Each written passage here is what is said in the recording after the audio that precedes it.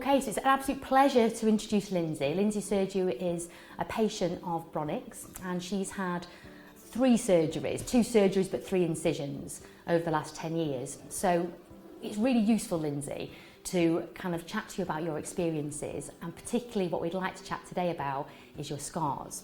So we can see visible, we've got this scar, which is the most recent one, which is healing really well.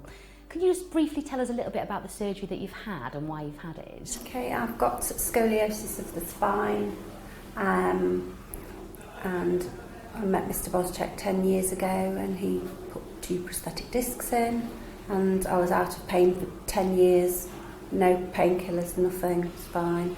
And then the pain started again. I managed to find him again, and I've got 2 more prosthetic discs above the original 2 and a little stabilisation device in the back, and again I'm not in any pain. And you're making great progress, and we're going to sort of have a chat with Lindsay later on about some exercises, because you're, as we can see, a very fit and healthy lady, which is fantastic in terms of going through surgery and making such a wonderful recovery. But for today and for this sort of session, can we talk a bit more about your scars? Would you be happy to show everybody what your scars are? Lindsay's interestingly got 2 scars, one that she had 10 years ago and the more recent one, so we can see the difference in what your scars are like. So if you don't mind showing them, I'm just going to pop round the back so I can see a little bit better. Fabulous. So this is the original one, and that's healed really nicely, hasn't it? Yep. Faded down to a nice line. And then this is the more recent one. And how have you felt about sort of the scarring? I mean, obviously you had the surgery done for pain, and that's been successful. Pain's gone, the scars are irrelevant. I'd like this one a bit flatter, but...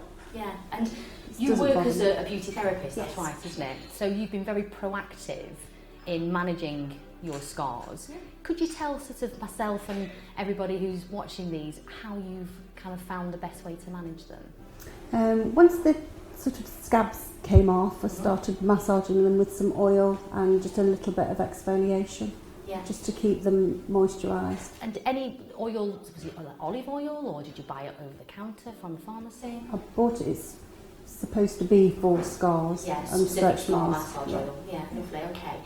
Do you mind showing us what you did with it? Just massage it in and then just move the scar around. So that's interesting, so you've done some longitudinal, so up and down techniques, and you've just used the pads of your fingers to move up and down the scar. And then just to move, because it seemed to be tethered underneath. Yes, it felt a little bit so as stuck down. Just move it from side to side. So some nice circular techniques as well. Do you mind just showing us first of all sort of 10 seconds of what you did up and down, so that people at home could perhaps try that themselves? Lovely. And so you're moving over the scar there, and you're also moving at the side. Yeah. So that's lovely. So you're getting a little bit of stretch as you go. And how much pressure would you say you've applied? Not too much, just enough to still be comfortable. Yeah. And do you feel that pressure's got firmer as your scars heal? Yes. So you probably started off more light and then you've got deeper. Okay. And then any other techniques you've used? I did some circling motions because it felt like it was sort of attached underneath. Yeah. So try and felt like it was breaking down any adhesions. And it's the pads of your fingers you're using, aren't you? Pads.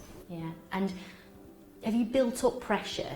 As it's got more comfortable, as it's healed, I can go firmer. Yeah, lovely. Okay, that's super. And I think we had a chat earlier, and I think you've mentioned using some special gel that you've bought from the pharmacist. Yes, it's like a silicone sheet that sticks to it.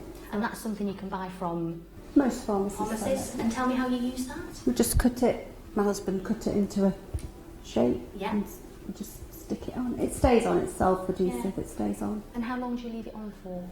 Built it up from a few hours to start with, and I can wear it all day. I tend to wear it all day when I'm at work. And that's sort of, I'm right in thinking it sort of softens the scar, it flattens the healing, flattens it, so in terms of appearance, it looks nice then, okay.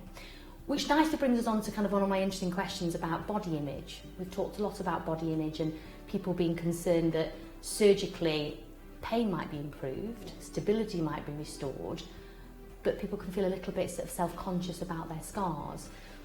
What would you say to somebody who feels that way? Initially, they bother you, but over time they fade.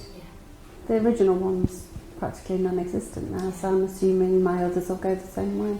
I think that's really positive, showing how well your scars have healed, and actually the proactive things you can do, such as the massage and the silicone sheets, really do improve appearance long term. And clearly you don't have any sensitivity. No. So again, that in itself is testament to early proactive management, isn't it? Yeah. Brilliant. Thank you, Lindsay. Really, really useful.